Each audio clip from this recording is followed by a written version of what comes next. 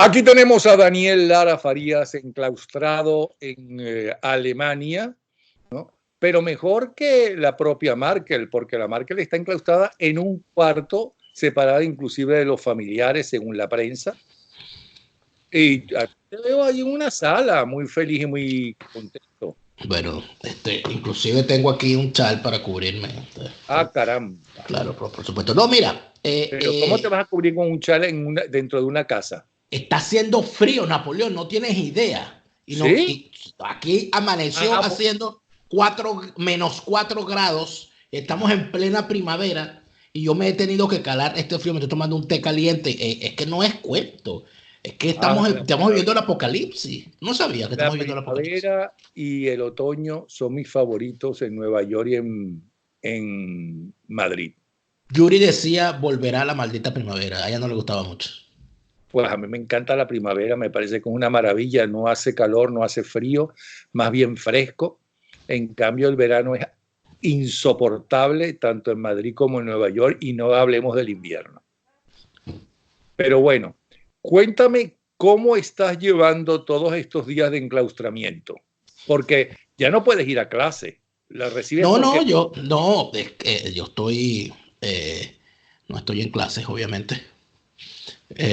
O sea, que no lo recibes tampoco por internet, porque aquí están me veo bien, internet. me veo bien.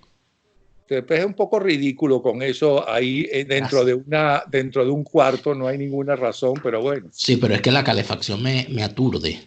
Entonces no quiero prender tanto la calefacción porque siento que me estoy asando y no me gusta. Mira, yo es que ya estaba de vacaciones. Normalmente lo que llaman el spring break, uno está de vacaciones, yo había terminado mis clases, estaba esperando los procesos de inscripción y todo eso, y se supone que iba a tener un tiempo de vacaciones y paz, nos cae este rayo y bueno, aquí estamos, pero aquí estamos, así seguimos. Por cierto que Angela Merkel entiendo que no está enclaustrada, porque se enclaustró porque había tenido contacto con un médico que luego dio positivo. Y entonces ella se enclaustró hasta que le daban los resultados del test y le salió negativo. Por lo tanto, entiendo que ella está desde su casa trabajando, ¿no? Como todos, la Mira, y el mayoría. coronavirus como que va a acabar con la monarquía, porque por un lado, Carlos, supuestamente el heredero de la monarquía que nunca va a heredar, porque mientras él envejece, la madre Impresionante. continúa ya recha y fuerte, y por otro lado, la justicia española va a acabar con el rey anterior, no con el padre del actual rey. Pero, en fin, déjame decirte una cosa, vas a terminar teniendo la razón. Ustedes los que llaman, ¿cómo es que llaman ustedes? La oposición radical es la cosa. Eh, tú sabes que, primero, yo sí creo, a diferencia de lo que muchos analistas piensan, que todo esto que está sucediendo favorece y alarga la narcodictadura venezolana, a quien no le importa un comino la vida de nadie ni de sus propios hijos siquiera, ¿no? A los cuales han vagabundeado y han permitido que se drogaran y demás, o sea que no los quieren, evidentemente, sino que además no se puede contar, Guaidó y compañía, y te lo digo porque tengo datos muy concretos, no le interesa en absoluto el apoyo militar, ni de afuera ni de adentro. Ellos lo que quieren es o quedarse allí o llegar al poder, pero ellos, o sea, da la impresión que no están peleando por Venezuela ni los venezolanos, sino por el poder. ¿Qué piensas tú de eso? Yo estoy de acuerdo contigo cuando dices que una circunstancia como esta que estamos viviendo es el caldo de cultivo perfecto para que las tiranías se entronicen. Porque en las democracias, el llamado, inclusive de la gente y de las clases políticas, de los medios de comunicación, es a quedarse en casa y el que no se quede en casa, que se las vea con la ley. Es decir, restringir las libertades individuales. Cosa que hacen las tiranías normalmente, les encanta, es lo de ellos, restringir las libertades individuales, colectivas, las que sean. Eso, cuando se habla de regímenes entronizados, sin oposición, por supuesto que los atornilla, sin duda. Ahora, si existiese un genuino movimiento opositor contra un régimen como el régimen criminal chavista, y para ser genuina contra una tiranía como esa, que lo que hay es que sacarlos a tiros, tendrían que estar alzados en armas, este sería el momento preciso para arrasar con ellos, sin duda, sin duda. Pero, como dice el viejo chiste, no hay campanas y pues así están las cosas. Y por otro lado, la ayuda internacional, sea la que sea, evidentemente Venezuela ha pasado a un segundo o tercero o cuarto plano en este momento porque ellos están sumamente preocupados, según el país, por sus habitantes, y en otros países, especialmente los comunistas y los republicanos aquí en Estados Unidos, por el capital, para que no se caiga el dinero y el capital.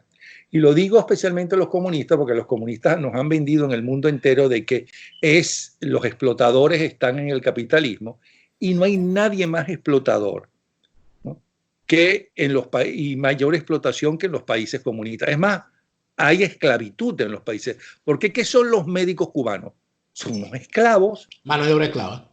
Unos esclavos que los mandan afuera y ahora los están mandando inclusive hasta Italia, ¿no?, arriesgar sus vidas, y aunque no arriesgaran sus vidas, los mandan afuera, no le dan el dinero que cada estado da para cada uno de esos médicos, sino una mínima parte, ¿no?, y además se lo depositan afuera y no permiten que sus familiares, ninguno de ellos, los visiten, porque saben que en el fondo se pueden quedar los familiares, claro, en el país donde ellos están trabajando, y ellos huir, como ha sucedido en Venezuela, con centenares de médicos cubanos que huyeron del país y se fueron a Colombia, están en Miami, etc. Así es. No, fíjate que cuando tú revisas todo esto, te das cuenta que sí hay unas condiciones para que ocurran cosas en la sombra. Los aliados fundamentales. O sea, no es solamente el tema de la ayuda internacional para una solución a la situación en Venezuela. Es que todo lo que tiene que ver con ayuda humanitaria, el famoso tema de la ayuda humanitaria, todo lo que tiene que ver con intervenciones extranjeras, de todo signo, en este momento en Venezuela son inviables. Por un lado, los aliados del chavismo están lidiando con lo que les toca. Entiéndanse, los chinos, los rusos, los iraníes, aunque los rusos como que han sido un poquito más eficientes en ocultar información, más que los chinos incluso. Imagínate que en Rusia hoy apareció que tiene los 2 primeros muertos por el coronavirus. Sí, cómo no. Bueno, tú sabes. Pero por el otro lado, tiene que los que se supone que son los principales aliados, los famosos 50 países o 60 países que apoyan a Juan Guaidó, y los 5 primeros, Estados Unidos, Canadá, Colombia, Brasil, bueno, en este momento están lidiando con sus propias situaciones. Pero es que yo pienso, además, Napoleón, que en previsión, sin ánimo de ser alarmista, ni mucho menos, pero en previsión de lo que está ocurriendo, yo creo que en América Latina la cosa no ha empezado todavía. O sea, en América Latina no se ha desarrollado, no ha empezado o no va a ocurrir. Una de dos, no sé, porque no podemos tampoco prever nada. Porque de repente la cosa no avanza, como se ha avanzado en otras partes. O de repente resulta ser que avanza y bueno, se convierte esto en una desgracia. No sabemos. Pero bueno, si esto no ha arrancado... Según la Sanidad Internacional, ¿no?, la Organización Mundial de la Salud, Venezuela está en altísimo riesgo. Pero es que no solamente Venezuela, o sea, Venezuela como no, Venezuela está en un alto riesgo como país. Pero si Venezuela está en un alto riesgo como país, el hecho de que un país como Italia, porque fíjate tú, las cifras en Italia son de 30.000, 50.000 contagiados. Y alguna persona podría decir, oye, pero tampoco es que es el 50% de la población que está contagiada. Y sin embargo, mira la situación que hay. Yo no me quiero imaginar 50.000 personas contagiadas en Venezuela, lo que eso significaría. O sea, es una cosa terrible, pero es que no solamente es eso.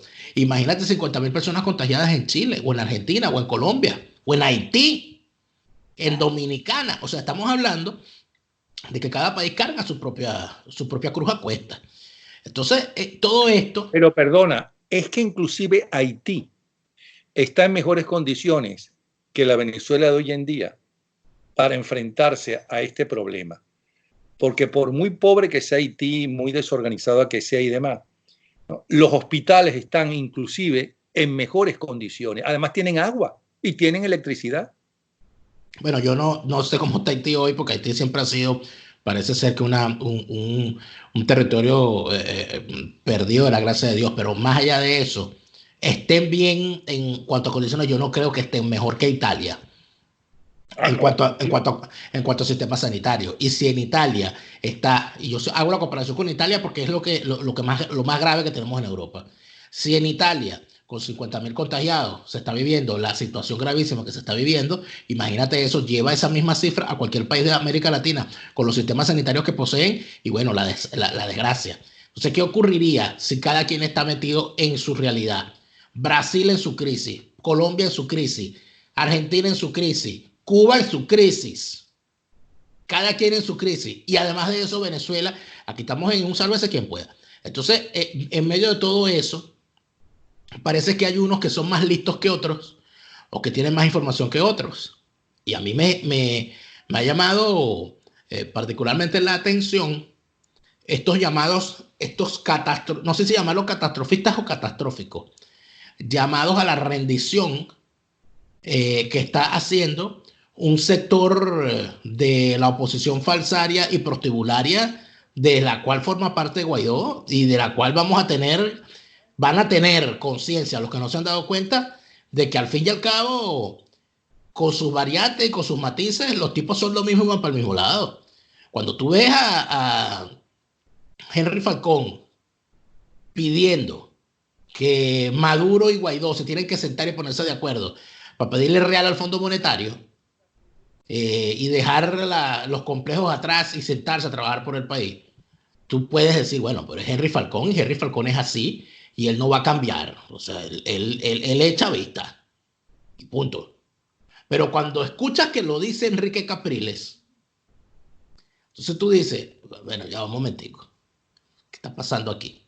Está pasando lo mismo, lo que ha venido pasando desde siempre, que hay cosas que son evidentes, hay cosas que no lo son, pero el buen ojo y el buen observador se ha dado cuenta a lo largo de todo este tiempo que hay un poco de gente que dice ser opositor y no son opositores, sino que han sido la mejor coartada posible para un régimen decir que es democrático. ¿No? Nosotros somos, aquí hay hasta una oposición, nosotros somos una democracia. Aquí inclusive hay una oposición, mírenla, y va a las elecciones y ganan, hasta ganan Asamblea Nacional, miren cómo ganaron. Y nosotros, bueno, aquí hay una democracia, para eso es que sirve esa oposición. Y usted dirá, bueno, pero si ganaron la Asamblea Nacional, sí, claro, ganaron más de las 2/3 partes de la Asamblea Nacional. Y el mismo día que la ganaron, el régimen lo desconoció. Y no pasó nada. Esa oposición siguió simulando que se ponían. Y cuando nosotros pensamos, mira, yo nunca olvidaré el día de la instalación de la Asamblea Nacional, de esa Asamblea Nacional que ganamos. Porque ocurrieron 3 cosas. El día que se ganó, yo estuve desde las 4 de la tarde del domingo hasta las 6 de la mañana del lunes en transmisión ininterrumpida de Radio Caracas Radio, junto a Neomar Hernández. ¿Cuál fue la discusión que se abrió en ese momento? Bueno, se robaron a 3 diputados de Amazonas y eso se dejó así. ¿Y cuál fue la discusión después? En vez de ponerse a pelear, en vez de lanzar a la gente a la calle para pelear la mayoría que se había ganado, se pusieron a pelear entre ellos para ver quién era presidente de la Asamblea Nacional. ¿Es eso sensato? ¿Es eso lógico? Cuando tú estás contra un régimen que en vez de pelear contra el régimen que te está robando la victoria, tú te pongas a pelear con el de al lado para decir, no vas a ser presidente tú, voy a ser presidente yo. Pero si el que te está robando no es el que está al lado, el que te está robando es el que está al frente, pelea con el que está al frente. Es que, insisto, da la impresión, y espero estar totalmente equivocado, que no les interesa el país, sino el poder. El poder. Napoleón, pero ni siquiera el poder. Porque el poder, si les interesara el poder, lo agarraran No, porque tienen que arriesgar su vida. Entonces no es el poder lo que quieren, es la migaja del poder. Es lo que el poder les deje. Es lo que ellos logren cobrar o recibir a cambio de ponerse en la posición en la que se ponen. Cuando tú ves que la peleita esa, y no solamente eso. Pero Donna, es que yo lo que no entiendo es, ¿ok? Guaidó, ¿por qué sigue amarrado a la misma gente a menos que sepa que él es absolutamente incapaz de hacer nada si la única gente que lo apoya ahora es esa gente de la Asamblea Nacional? Pero ¿por qué tú separas a Guaidó? ¿Por qué tú separas a Guaidó del conjunto? Es que voy más allá. Si unos militares deciden hacer una intervención, no con armas, no con un ejército, ¿no? Sino esos comandos tipo Misión Imposible que se dan, ¿no?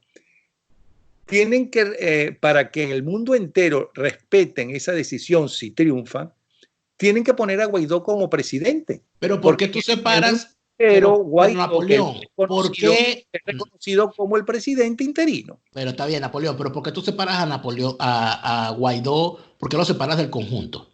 Porque si es como yo pienso, y repito, espero estar equivocado, lo que le interesa a ellos, por desgracia, no es el país y los venezolanos.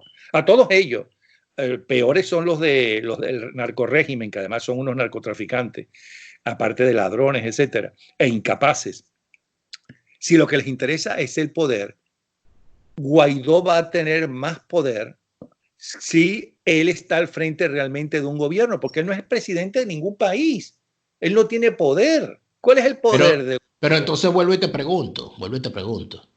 Si nosotros decimos que eso que llaman oposición no es oposición, sino que es un grupúsculo de politicastros dispuestos para ser el sustento de ese sistema donde el chavismo dice que ellos sí tienen oposición y que ellos sí son democráticos porque hay una oposición que participa.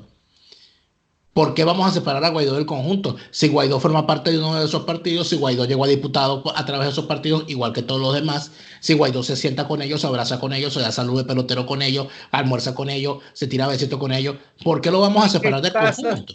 ¿Y qué pasa si Guaidó rompe con ellos, que son los únicos con los que él puede contar? ¿Pero por qué va a romper? O sea, ¿sería como arrancarse un brazo? Por eso. Estamos hablando de un organismo. Por eso se sienta con ellos. Digo claro. yo. Bueno, que no pierdo las por esperanzas. Eso te digo. Que entonces, no pierdo las esperanzas de que Napoleón, a lo mejor sí quiere el país. Está bien, pero el punto es el siguiente. Si ya partimos, si vamos a empezar por el principio, no puedes separar a Guaidó del conjunto. Todos están haciendo exactamente lo mismo, incluido Guaidó. Partiendo de allí, pensemos en qué se supone que hay que hacer. ¿Por qué? Porque si no caemos en lo que estuvo el chavismo durante muchísimos años, que cuando ocurría una situación dentro del chavismo, siempre salían los ingenuos a decir, no, pero el presidente no sabe, a él lo tienen engañado. Sí. No, es que el problema no es Chávez, el problema es el entorno. Eso lo decía hasta el embajador norteamericano de una época. Después decían, había uno que se le está acuerda con Tascón y otros más disidentes, ¿no? Es decir, presidente, nosotros lo llamamos a que rompa con ese entorno que le está haciendo daño. Pero, o sea, no podemos caer en lo mismo, porque sería el mismo error. Chávez no podía romper con unos delincuentes, narcotraficantes, porque él era el jefe de esa banda. Ok, pero acuérdate que en esta oportunidad, a diferencia de otra, ¿no? Te estoy haciendo preguntas. No estoy conversando contigo. Sí, haciéndote preguntas. ¿Qué puede hacer Guaidó? No me interesa qué quiere hacer. Que no haga nada. No me interesa lo que él haga porque lamentablemente él forma parte de un conjunto. Aquí en este momento, ese conjunto está dispuesto a disfrazar de cohabitación lo que no es otra cosa que una rendición, Napoleón. Cuando ellos dicen, vamos juntos al Fondo Monetario, juguemos en el bosque mientras el lobo no está. Vamos al Fondo Monetario y vamos a pedir 5.000 millones de dólares. Uno se pregunta, ¿y estos no son los mismos dirigentes que decían que había que congelar las cuentas de la República porque todo dinero que le llegara a sus manos al chavismo lo iban a utilizar en contra de la población para entronizarse en el poder? ¿Qué cambió? ¿Qué ha cambiado? ¿Por qué se empeñan en decir las sanciones le están haciendo daño al pueblo en una situación como esta, cuando las sanciones son específicas contra personas y organizaciones vinculadas a actividades delictivas. Me van a decir a mí que porque tú le hayas confiscado todos los millones productos de actividades del narcotráfico y otras cosas más a Tarek El Aissami, por esa razón la gente no tiene tapabocas en Caracas. Una cosa no tiene que ver con la otra. Pero entonces la oposición se monta en eso. Entonces, bueno, no se puede negártela. Entonces tú ves a unos tipos, no se puede negar. Yo escuché una cosa espantosa por parte de Capriles. Bueno, espantosa no, porque Capriles es así, ya nada sorprende. Pobrecito. Capriles ha dicho esta frase. Bueno, Dios mío, pero ¿por qué les cuesta tanto ponerse de acuerdo con Maduro? ¿Por qué les cuesta tanto? Imbécil. Pero si tú eres uno de los que tiene por lo menos 5 o 6 años diciendo que Capriles es un criminal, que Capriles es un ladrón, que Maduro es un criminal, que Maduro es un ladrón, que Maduro es un narcotraficante, que Maduro es un asesino, que Maduro se robó las elecciones, todo lo demás. Si tú pasas 5 años diciendo eso y después vienes con tu cara tan lavada, con tus zapaticos de goma, con tu gorrita tricolor, matarilerón, a decirle a la gente, ay, yo no entiendo por qué se les hace tan difícil. Entonces uno allí es donde uno se pregunta, ¿de verdad nos ven la cara de pendejos? ¿Están completamente seguros que somos unos pendejos? En medio de todo eso, ya yo me dejé de hacer preguntas sobre esa clase política. A mí lo que me parece es que en este momento, como la ciudadanía no tiene el poder para fusilarnos por traidores, que es lo que se merecerían, hacer un paredón, bueno, más largo que la muralla china, ¿verdad? Y poner las cabezas de todos en picas, ahí frente a Miraflores, ¿verdad? En medio de antorchas y todo eso, que es lo que se merecerían por traidores al pueblo. Bueno, lo que nos queda es pensar qué vamos a hacer. ¿Qué vamos a hacer? ¿Qué le toca a la ciudadanía hacer? Lo primero que le toca a la ciudadanía hacer es retirarles públicamente el apoyo a esa clase. Hay que dejar de llamar a los opositores. Hay que dejar de validarles sus posiciones.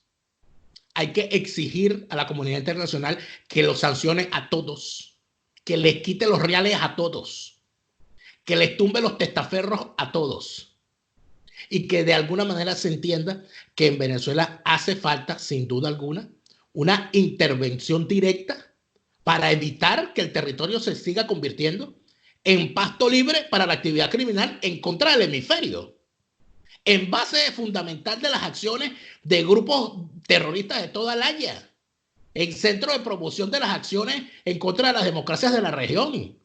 Eso es lo que está sobre la mesa. Que haya o no haya, ¿no? Porque entonces tenemos el grave problema en Venezuela porque somos lo que somos. Bueno, pero es que necesitamos un líder. ¿Quién va a ser el líder? ¿Dónde va a estar? ¿Dónde está el líder? Búscalo. Entonces allí yo sé que a ti no te gusta la cuestión del carrito de mercado, pero es así. La gente quiere ir con un carrito de mercado a buscar líderes. Y la gran situación es que independientemente de si tienes o no tienes un líder, a los que están allí hay que sacarlos a rastras, a todos. En tal sentido, el coronavirus el virus chino, ha dejado una consecuencia que es para algunos negativa, pero al final será positiva. Se cayeron las máscaras de todos, ya estamos viendo quiénes son los que son, por lo tanto vamos a tratarlo como lo que son. Vamos a tratarlo como unos traidores a la gente, vamos a tratarlo como parte de todo y vamos a entender que hay que sacarlos a rastras a todos. Y si no son tan traidores, sino que aparte de cobardes, y digo cobardes porque al fin y al cabo quien se mete a policía no le puede tener miedo a las balas, quien se mete al médico no le puede tener miedo a la sangre, quien se mete a políticos, sobre todo los jóvenes que se metieron en la época de crisis del país, no le puede tener miedo, por ejemplo, a irse a la clandestinidad o a enfrentarse públicamente, como en su momento lo hizo también María Corina, que le sirvió que le cayeran a golpes y la sacaran de allí. Por citarte a alguien, o al propio Antonio Ledesma, que tiene que estar en el exilio. Y si realmente, por citarte a 2 personas, para que no generalicemos, que no me gusta, y se resulta que aparte de cobarde o un poquitico cobarde o que no consideran que no hay que ir a la clandestinidad, son incapaces, porque no tienen experiencia. Igual para el paredón. La incapacidad frente a una tiranía, la cobardía de alguien que diga ser líder. Porque si una persona se asume como cobarde, dice, yo no me meto en eso. No, claro. La persona dice, mira, yo no sirvo para eso, yo no me puedo enfrentar, yo tengo miedo, yo no me meto en eso. Bueno, eso es algo responsable, es decir, yo no puedo meterme en eso. Pero si alguien sale y dice, yo soy, y aquí estoy, y me voy a poner la gorrita tricolor, y ven conmigo, y vamos por este camino que nos conduce y tal y más cual, y después a mitad de camino se le vende al enemigo, o en caso de que no se le venda, y en caso de que no traicione, es que el tipo es demasiado inepto o demasiado incapaz, da lo mismo, el resultado es el mismo. Sigue allí la tiranía, por lo tanto hay que barrerlo. No nos sirve. Por traidor o por inepto, no nos sirve. A mí me llamó mucho la atención y me llamará mucho la atención cómo estos tipos son tan duros con su verbo y con sus intervenciones en contra de otros opositores cuando los critican. Pero no tienen problema en sentarse con el chavismo. Tú no entiendes cómo Capriles es capaz de llamar loca, desubicada y meterse por todas las vías posibles con María Corina Machado y después preguntar que él no entiende por qué es tan difícil sentarse con Maduro. Tendría uno que preguntarse, oye, ¿y a este tipo por qué le es más fácil sentarse con Maduro que sentarse con María Corina? Hay que hacer alguna explicación, o sea, hay que meterlos en un microscopio, hay que ser premio Nobel de física o de química para saber qué clase de pupú es. No, está perfectamente claro. Se sienten mejor hablando con Nicolás Maduro que con otro opositor porque los tipos están más cerca de Nicolás Maduro que de otros opositores. Y entonces allí es donde empieza a decantarse el asunto. Yo no sé si dentro de toda esta situación que se vive en Venezuela, María Corina Machado está clara o es la persona indicada. Yo a María Corina Machado, porque eso es la otra, porque si tú hablas mal de Capriles o hablas mal de Guaidó, no es porque a ti te paga María Corina Machado. A mí María Corina Machado no solamente ni me paga, ni me mantiene, ni me quiere, ni me dicta línea política, sino que yo cuando he criticado las acciones de la clase política, no he excluido de mis críticas a María Corina Machado. Pero en este momento en el que estamos hablando, si a mí me ponen a escoger entre toda esa inmundicia que hay en la clase política, pones a escoger de Guaidó para abajo, para arriba y para los lados, yo tengo que decir que en este momento lo único medianamente rescatable es María Corina Machado. Pero me preocupa muchísimo más que ella como que no lo sabe, o sea, ella como que no se ha dado cuenta, no ha logrado, entonces aquí voy con el punto. María Corina Machado no ha logrado agrupar, no ha logrado crear un partido o una organización, porque no debería ser un partido, porque no estamos en tiempos para partidos. Y ahí entonces partes con el primer error. Estás en medio de un sistema, del sistema chavista, donde la oposición que el régimen quiere es la que actúa dentro del rango electoralista. Es decir, tienes que tener un partido, tienes que tener una banderita, tienes que tener unos militantes, tienes que tener una tarjeta y tienes que participar en elecciones. Eso es lo que el chavismo quiere y necesita. Si eso es lo que el chavismo quiere y necesita por defecto, búscate lo contrario.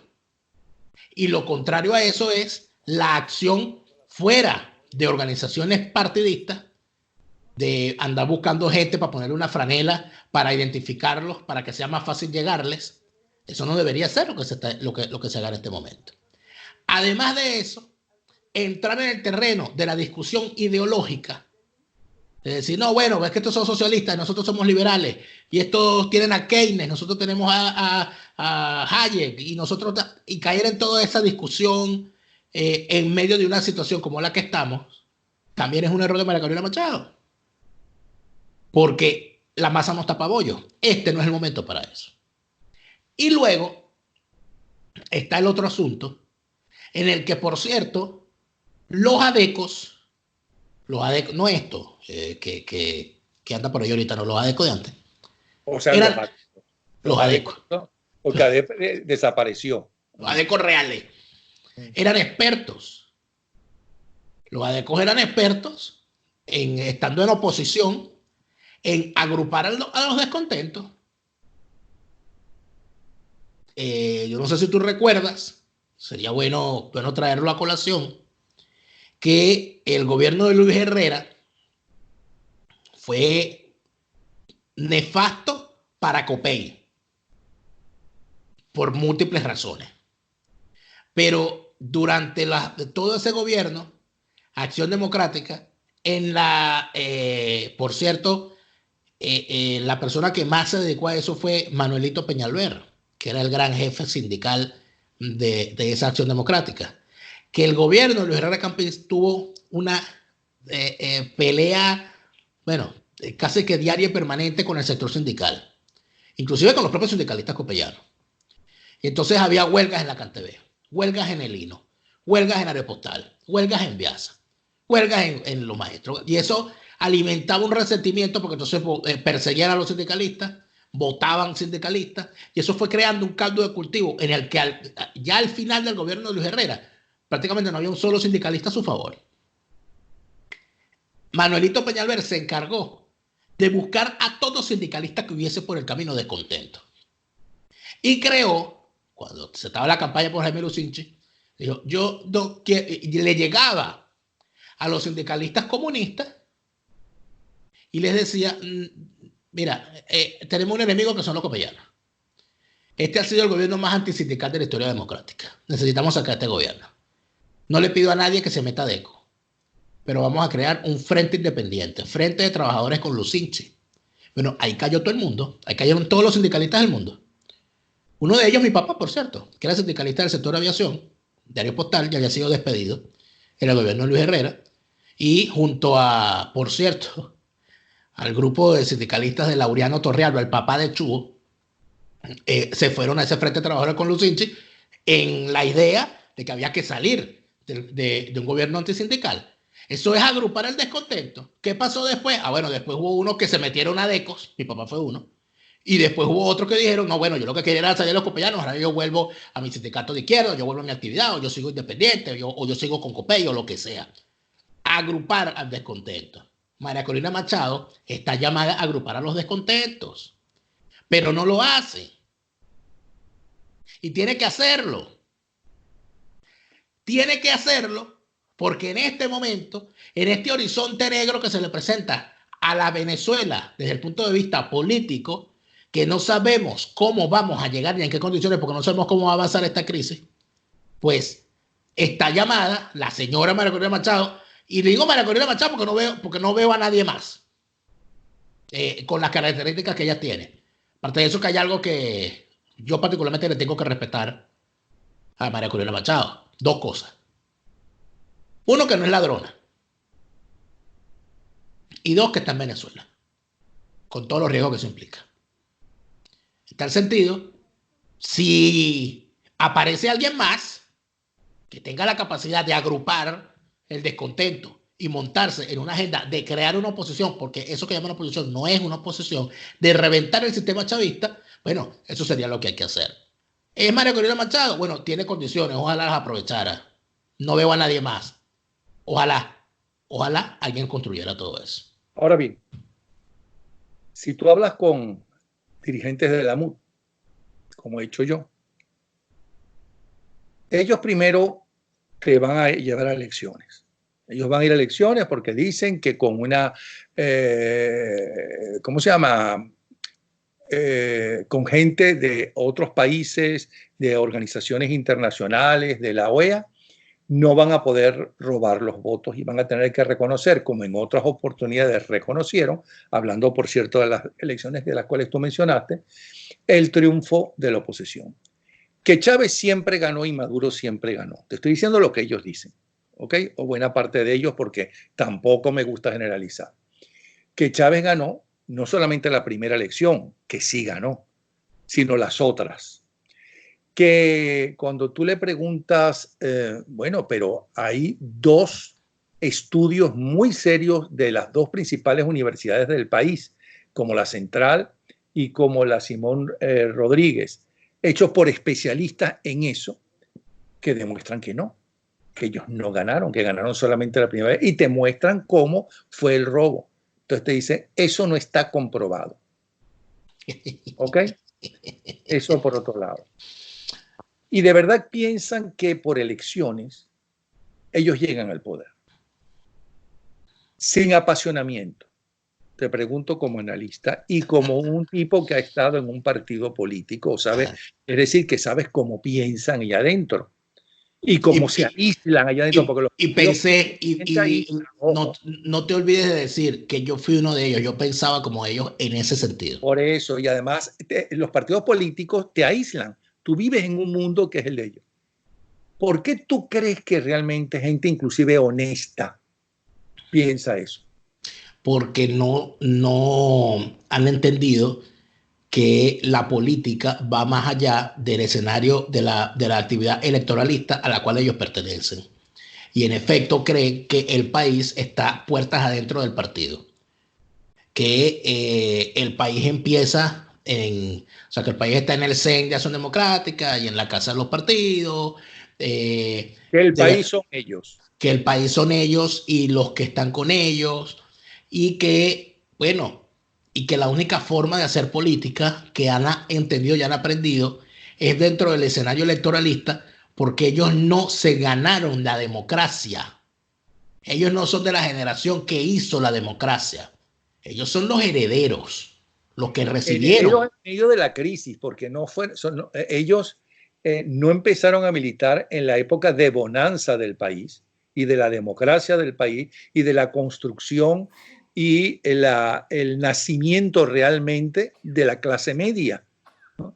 Y de que tú podías ir a estudiar y de que los sueños de cualquier persona humilde en un rancho era que mi hijo fuera médico o que fuera arquitecto o que fuera presidente. Podía lograr. Y se podía lograr. Bueno, ahí está Chávez. Claro. Ahí está Chávez. ¿Ok?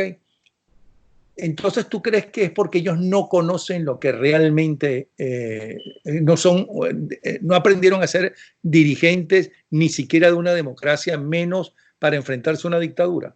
Aparte de eso hay otra cosa, Napoleón, que creo que, bueno, es que hay gente que está en la política venezolana. Venezuela, ese país donde alguien llegaba al poder y con el dinero de la renta petrolera se dedicaba a repartir para garantizarse su permanencia en el poder. Y eso no lo inventó Chávez. Eso no lo inventó Chávez. Ni lo inventaron los adecos y los copellanos. ¿Ok? O sea, eso es una forma de ser venezolana. Casi que desde apareció el petróleo y apareció eso. Bueno, tenemos real del petróleo, tenemos el dinero, aquí no nos saca nadie. Y nadie sacó a Gómez. Nadie lo sacó, se murió en su cama. Y después el lopecismo y el medinismo y después el perejimenismo y así. Todos en la misma. Con el dinero de la renta yo construyo una hegemonía y de aquí no me saca nadie. Hasta que lo sacan, se caen o se van. En medio de eso hay gente, Napoleón, que en ese sistema político rentista vive literalmente de las elecciones. Vive de la militancia. Si tú supieras la cantidad de gente que en Venezuela durante todos estos años, incluido durante el chavismo, se ha encargado de cobrar sin trabajar en las nóminas de gobernaciones y alcaldías. Es increíble. En esa Asamblea Nacional se repartieron, por supuesto, mira, a usted te toca tal, toca tal. Nosotros tenemos aquí tantos cargos. Bueno, el compañerito fulano. En la casa de los partidos. Esto es gente que no lo sabe. En la casa de los partidos, la secretaria, cuando esta gente ganó la Asamblea Nacional o cuando ganan una alcaldía, por ejemplo, si tú recordarás y revisarás, en los tiempos en que todos participaban en las elecciones y sabían que ganaban alcaldías capitalinas, los principales partidos se repartían las candidatas, se mataban por tener una alcaldía en la zona capitalina. ¿Por qué? Uno podría decir, bueno, porque es la capital. Y si tú no demuestras que tienes poder en la capital, eso lo pensaría alguien políticamente. Demostrar que tienes poder en la capital. No. La verdadera razón era que teniendo un posicionamiento en la capital, un alcalde en la capital, tienes una nómina. Y con esa nómina y con ese presupuesto de esa alcaldía, puedes pagar los gastos de tu partido en la capital. Así, la alcaldía ADECA le da al partido 30 cargos en la alcaldía. Y el secretario general del partido dispone de esos 30 cargos en función de sus intereses, ni siquiera los intereses del partido. ¿Qué hace allí? Pone a cobrar a su secretaria, ¿verdad? Pone a cobrar al compañerito tal, compañerito mengano. Inclusive, bueno, en el caso de AD, hubo un momento que puso, inclusive Henry Ramos lo puso a su mujer de presidenta de una fundación en la alcaldía de Latillo, Fundación de la Infancia. Ella era la primera dama de Latillo. Entonces tú veías esas cosas y tú puedes criticar a la Acción Democrática, pero Primero Justicia hacía lo mismo. Pero Voluntad Popular del sacrosanto Leopoldo López hacía lo mismo. Ok, pero El Nuevo Tiempo del sacrosanto Gerardo Blay hace lo mismo. Si aquí se revisa toda la desgracia urbanística del municipio de Baruta durante los 8 años de reinado ininterrumpido de Gerardo Blay debería estar preso. Y eso cualquier habitante de Baruta lo sabe. Ok, ahora, ellos lo aprendieron de antes, de eso que ahora resulta que es como cuando muere alguien. Cuando muere cosas que tú aprendes, tú no me puedes decir a mí, yo soy ladrón porque mi papá era ladrón. Porque imagínate. Ya va. No hay nada como morirse para que hablen bien de ti. Tú puedes haber sido un auténtico villano. Yo hablo bien de ti en vida. Bueno, pero es que yo por si acaso es conmigo. Yo tengo el... pero... Y tanto se está metiendo contigo. Mira, estaba para el tweet que tengo todos los días de tal día como hoy y para el programa Gente en Ambiente, ¿ok? Yo reviso evidentemente años anteriores. Estaba revisando los titulares, en este caso era del Nacional, de mayo, no sé si de 1984 o 1986. Estamos hablando de los años 80, ¿ok? Ni siquiera de finales de los 80. Y el gran titular eran unas declaraciones de Ramón José Velázquez, Ramón J. Velázquez, expresidente del país, diciendo que la justicia era un desastre porque estaba en manos y repartida de los dos principales partidos políticos. Ya la justicia, que es lo más grave de todo, porque tú puedes tener un ladrón dentro o fuera de un partido, pero si hay justicia, no importa de dónde eres tú, ni de dónde saliste, ni quién te puso allí. Hay pruebas de que robaste, te hacen un juicio y vas preso. Pero cuando ya manejan inclusive la justicia, estamos hablando de la era democrática. Entonces, ¿quién le cambia? Vamos a suponer que sí va a haber un gobierno de transición. Y vamos a suponer que ese gobierno de transición no lo va a presidir Juan Guaidó, sino una persona que no mayor, que no tenga aspiraciones de ser presidente electo, que no tenga aspiraciones de hacer negocios en ese puesto. Por eso digo que no puede ser Guaidó, porque Guaidó tiene todavía un mundo por delante y puede ser, si es que lo deja su jefe, lo deja ser candidato electoral. Vamos a suponer que pasa eso.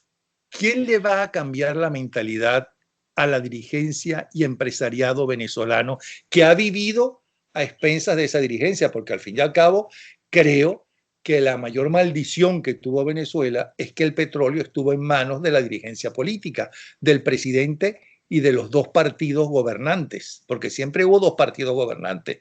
Si no estaba AD en la presidencia, estaba Copey en el Congreso y viceversa. ¿Cómo cambiar esa mentalidad? La única forma, y no lo digo yo, es que lo dicen los criminólogos. La única forma de que tú le cambies la mentalidad criminal a un delincuente es con castigo. Con castigo para él, pero con castigo en general. Cuando un delincuente ve que por robarse un reproductor lo agarran preso y le meten 10 años de cárcel, no solamente lo estás castigando, lo estás metiendo en la cárcel a él y le estás haciendo justicia a la víctima, sino que otro delincuente verá que le van a tocar 10 años de cárcel como a su compinche si él osa hacer lo mismo. Como lo que hizo Giuliani cuando fue alcalde de Nueva York. Tolerancia cero. Rompiste una vidriera, una ventana de un edificio. ¿Quién fue? Investígalo, va preso. Exacto. Y le resultó que, por cierto, cuando quisieron contratarlo después que dejó de ser alcalde para Venezuela, en la Venezuela de Chávez, Chávez se negó, no se pudo. Bueno, y ahorita Giuliani parece que no. Bueno, yo estoy hablando del Giuliani que todo el mundo habla. El Giuliani. Alcalde. El de hoy parece que tiene otra forma de actuar, pero tienes razón. Tolerancia cero con la corrupción. ¿Y cuáles van a ser los abogados y los miembros del Tribunal Supremo de Justicia? ¿De dónde lo vas a sacar si es la mentalidad del país? No es que ellos sean mejores ni peores. Bueno, esa es allí yo tengo que estar en desacuerdo. Porque fíjate tú algo. Napoleón, sí, había una justicia partidizada, es verdad. Había una justicia donde habían jueces que tenían casi que tú entrabas al despacho y estaba la tarifa, como en los restaurantes esos de carretera, que tú entras, está la pizarra, para ver cuánto cuesta las cosas. Bueno, y estaban las tribus que todo el mundo hablaba de ellas. Y estaban las tribus, pero también en medio de todo eso, estaban las diferencias de la gente que sabía que esa jueza no se vende. Aquel juez no se vende. Habían las excepciones, la gente sabía quiénes eran. Habían referencias morales. Que de alguna manera la generalidad estaba mal. Que tú no puedes tener un juez corrupto aplicando justicia porque no va a haber justicia. Pero había las excepciones. Yo no creo que no haya una persona que de verdad haya estudiado el derecho con vocación y que de verdad no esté asqueado de lo que se ve en Venezuela y que no esté dispuesto a pasar la historia convirtiéndose en un juez honesto. Pero vale, si hasta el Tribunal Supremo de Justicia en el exilio, donde la enorme mayoría no tiene ningún antecedente criminal, sino todo lo contrario, hasta ahí se dividió. En el exilio. Pero yo nunca confié en ese tribunal en el exilio. Desde la arrancada. Con excepciones, ojo. Sí, que siempre las hay. Pero yo nunca confié por una simple y sencilla razón. Y aquí es donde voy con mi explicación. El problema no es que no, porque entonces se dice, no, es que es imposible nombrar porque todos son corruptos. Eso no es verdad. Yo no soy corrupto. Y yo estuve en la política y yo jamás me cogí medio. Y yo estuve en la administración pública. Pero la mayoría de ese tribunal no son corruptos. Napoleón, ¿tú confías en un magistrado nombrado por Ramos Alú? Responde. Aquí el que hace las preguntas soy yo, quedé en un principio en que esta era nuestra conversación de hoy. ¿Por qué te lo digo? Porque una Asamblea Nacional donde están Ramos Alú y sus diputados, los diputados de Manuel Rosales, debo recordarte que estos diputados que se fueron en contra de Guaidó, Parra, Brito, Parra y los hijos de Parra, ¿verdad? Todos ellos estaban en la Asamblea Nacional que nombró a ese Tribunal Supremo en el exilio. Del árbol envenenado, están envenenados sus frutos, están envenenadas sus ramas, sus hojas y las semillas de esos frutos. Olvídate. El primer acto de corrupción que puede cometer una persona, así sea el ser más honesto del mundo, es aceptar un cargo para el cual no está calificado. Entonces, por allí se empieza. ¿Qué es lo que pasa? No, entonces no hay manera, porque entonces aquí no. ¿De quién estás hablando? Te estoy hablando, por ejemplo, de porque más de... Los cuatro que yo conozco, son honestos y están muy calificados. Yo a lo que cuando tú buscas las calificaciones en Napoleón, yo no me refiero a que tengan 20 en matemáticas, ni que hayan pasado con honores bachillerato, ni que se hayan graduado. Trabajo, ni que tengan... lo han hecho. Napoleón, tú sabías, discúlpame lo siguiente. Para ser magistrado hay un requisito básico. Hay que haber sido juez. ¿Cómo vas a ser tú magistrado si jamás has impartido justicia?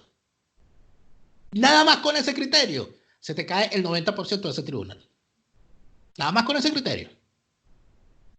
Bueno, entonces tú dices que la selección ha sido mala, que hay que hacer una buena selección. Exactamente. Entonces no podría gobernar ni Guaidó ni de ningún partido, porque tú mismo dices que esos partidos están en función de sus intereses. Sin criterio partidista, transparencia.